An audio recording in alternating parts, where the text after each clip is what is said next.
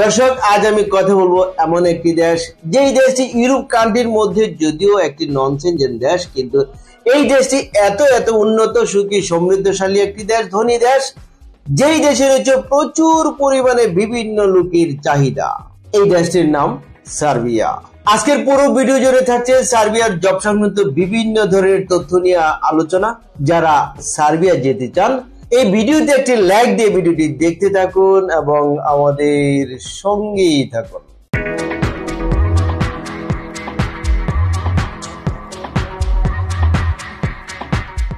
দর্শক, যারা সার্বিয়া যাবেন, এই সার্বিয়া দেশটির ভৌগোলিক অবস্থান এবং অন্যান্য বিষয় সম্পর্কে চলুন একটি ভিডিওর প্রতিবেদন থেকে জেনে আসি।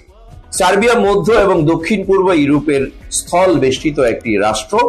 এটি পাননীয় সমভূমির দক্ষিণাংশে বলকান উপদ্বীপের মধ্যভাগে অবস্থিত একটি দেশ। দেশটির উত্তরে হাঙ্গেরি, পূর্বে রোমানিয়া ও বুলগেরিয়া, দক্ষিণে কসোভো, আলবেনিয়া ও উত্তর ম্যাসেডোনিয়া এবং পশ্চিমে মন্টিনিগ্রো, ক্রোয়েশিয়া এবং বসনিয়া হার্জেগোভিনা অবস্থিত।